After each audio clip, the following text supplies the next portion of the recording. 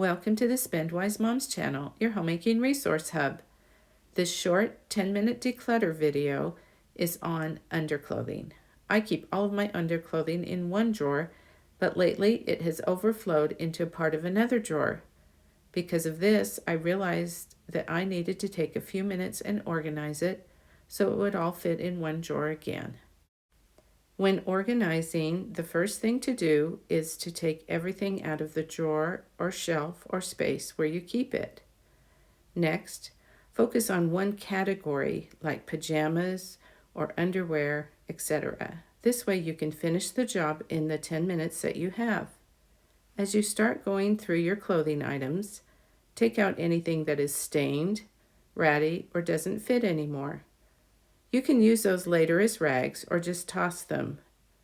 We probably all have some underwear that we're keeping because we think we will fit into it again one day. Well, now's the time to get rid of it. It's nice to have everything fit that is in your drawers and closet, and you don't want to waste the space on clothing that no longer fits. If this is hard for you, then put the things that don't fit into a storage bin and give yourself 3 to 6 months to fit into them. If you still can't fit into them by that time, it may be time to face the fact that it just isn't going to happen.